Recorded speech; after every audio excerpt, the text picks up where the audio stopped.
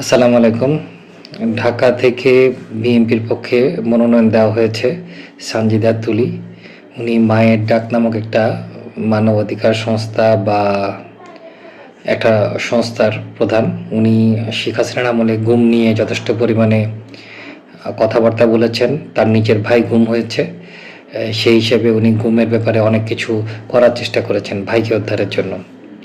সেই সানজিদা তুলিকে এবার বিএনপি মনোনয়ন দিয়েছে গুমের, তার ভাই গুম হওয়ার হয়তোবা সহানুভূতি থেকে।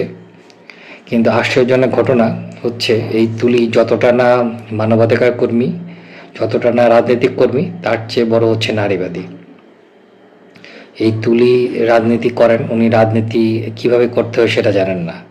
উনি যদি রাজনীতি করার বিষয়টা জানতেন তাহলে উনি অবশ্যই এই নির্বাচনের আগে ধর্মের বিরুদ্ধে যায় বা আমাদের দাড়ি টুপিওয়ালা মৌলানাদের বিরুদ্ধে যায়, এসব কথা বলতেন না।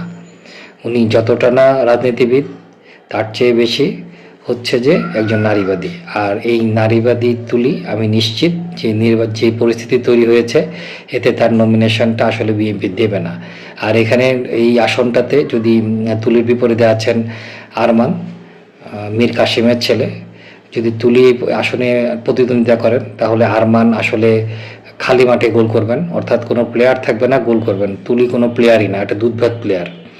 তাই বিএনপি অবশ্যই এই বর্তমানে যে পরিস্থিতি তৈরি হয়েছে, এতে এই কথা বিবেচনা করে এখানে প্রার্থী চেঞ্জ করবে এবং এই প্রার্থী চেঞ্জের পরে বিএনপি যে প্রার্থীটা দেবে, আরমান আর টিকবে না। এই জামাতি মীর কাসিমের ছেলে আরমান এই আসনে জয়লাভ করার কোনো সুযোগ নেই। কিন্তু তুলি যদি এই আসনে নির্বাচন করে, বিএনপি যদি এই নমিনেশনটা যদি চেঞ্জ না করে, তাহলে এই আসনে আরমান জিতে যাবে এবং বিএনপি এখানে আসনে পরাজয়ের সম্ভাবনা নিশ্চিত।